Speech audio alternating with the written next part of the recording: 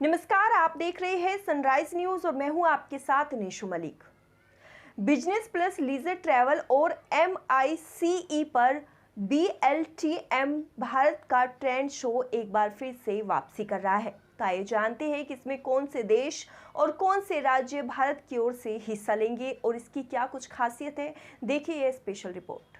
BLTM Delhi की शुरुआत Leela ambience convention centre Shahdara Delhi में हुई। 10 सितंबर 2022 BLTM business leisure travel and MICE पर भारत का प्रमुख ट्रेंड शो आज पिकअप में खोला गया। 2 दिवसीय शो व्यापार अवकाश और MICE यात्रा खंड की महामारी के बाद की वापसी का मंचन कर रहा है, जिसमें 4 देशों और 13 प्लस भारतीय राज्यों और केंद्र शासित प्रदेशों के 100 से अधिक प्रदर्शक हैं, जो महामारी के बाद के विशाल अवसर पर फैट इंडिया प्रस्तुत करते हैं। विशेष रूप से बिजनेस प्लस लीजर और MICE ट्रैवल सेगमेंट से चुने गए 275 प्लस होस्ट किए गए खरीदार शो में उपस्थित होंगे। विशेष रूप से पूरे भारत से बिजनेस लीजर और MICE ट्रैवल सेगमेंट से चुने गए 1500 प्लस ट्रेड खरीदारों के शो में आने की उम्मीद है। यह शो उद्योग में तेजी ला रहा है। सेंट पीटर्सबर्ग, सिंगापुर, मॉस्को और भारत पर्यटन और कुछ प्रमुख भारतीय राज्यों, होटलों, रिजॉर्ट, टूर जैसे अद्वितीय स्थलों का उत्कृष्ट प्रदर्शन है। दिल्ली के बीचों बीच लेओला एम्बियंस में शो को 5 स्टार सेटिंग में ऑपरेटर DMC आदि कन्वेंशन होटल, जहां प्रतियोगियों को एक अंतरंग सेटिंग में उपयोगी बैठकों में शामिल होने का मौका मिलता है। जैसा कि वैश्विक यात्रा फिर से शुरू होती है, अधिकांश गंतव्य MICE और ब्लीजर टूरिज्म के त्वरित पुनरुद्धार पर दांव लगा रहे हैं वर्ष 2022 में। और यह उल्लेख्य है कि सर्वेक्षणों के अनुसार भारत का आउटबाउंड MICE पर्यटन बाजार 2025 तक 9 बिलियन अमेरिकी डॉलर तक पहुंचने की उम्मीद है।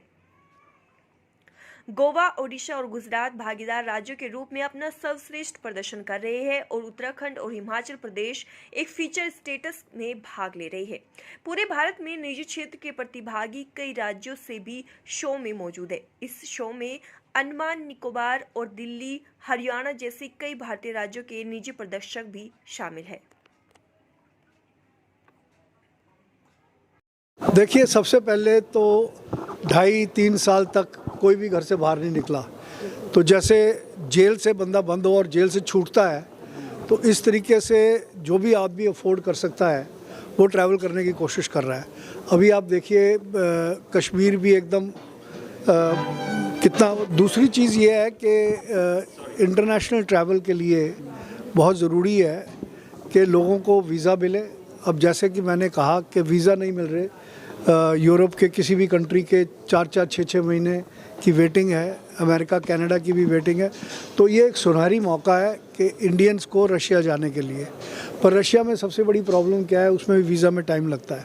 तो अगर रशिया ई-वीज़ा कर दे, और अभी एरोफ्लॉट की कुछ फ़्लाइटें हैं, डायरेक्ट एयर इंडिया की भी 2 या 3 फ़्लाइटें हैं, पर अगर रोज़ की फ़्लाइटें हो जाएँ और ओपन स्काई कर दे रशिया और इंडिया के बीच में, तो मैं समझता हूँ कि जैसे कि मैंने कहा कि कम से कम थाईलैंड, मलेशिया, जैसे कि मैंने कहा कि अगर ये ओपन स्काई कर दे रशिया के साथ और रूबल और रुपीस की डायरेक्ट पेमेंट हो जाए और फ़्लाइटें शुरू हो जाएं और वीज़ा ई-वीज़ा हो जाए, तो जैसे थाईलैंड में 1.5 मिलियन है, 1.4 मिलियन सिंगापुर, मैं समझता हूँ 1 मिलियन तो कम से कम इंडिया और रशिया के बीच में लोग ट्रैवल कर सकते हैं। रशिया में होटल्स भी अच्छे हैं, खाना पीना भी अच्छा है, शॉपिंग भी अच्छी है और नाइट लाइफ भी अच्छी है जो लोग इंडियंस चाहते हैं। तो वहाँ कल्चरल डांसेस वगैरह बहुत कुछ है। तो मैं समझता हूँ कि 1 मिलियन टूरिस्ट का टारगेट अगर रखते हैं तो 2 साल के अंदर 1 मिलियन टूरिस्ट हो सकता है। कोविड ने हमको सिखा दिया कि डोमेस्टिक टूरिज्म बहुत हमारी स्ट्रेंथ है और ये है भी और होना भी चाहिए। क्यों नहीं होना चाहिए, अपनी कंट्री है। तभी मैंने डायस पे भी यही बोला कि हमको सिर्फ एक ही तरफ की बात नहीं करनी है कि हमारे लोग बाहर जा रहे हैं, हम लोग खुद की अपनी रेवेन्यू लूज़ कर रहे हैं, हमारे पास क्यों नहीं लोग आ रहे। And that is what we really need to build on. We really need to build on those things. And tourism का फोकस है मिनिस्ट्री का एक लिमिट तक होता है।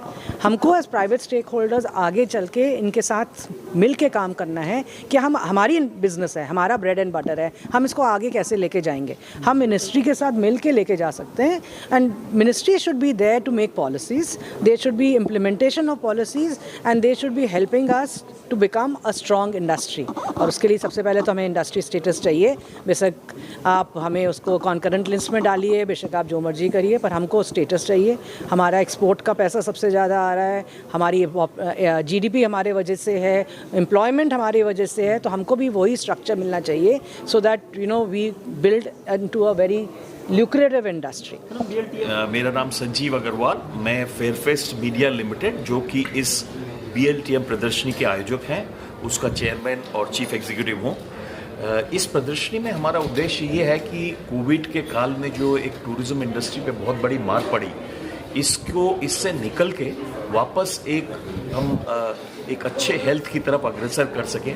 ट्रैवल एंड टूरिज़्म इंडस्ट्री को, पर्यटन एक बहुत बड़ा उद्योग है, दुनिया भर में करीब 10% लोग इसमें एम्प्लॉयमेंट पाते हैं और ये हमारी जो अर्थव्यवस्था है इसका भी एक बहुत बड़ा हिस्सा है।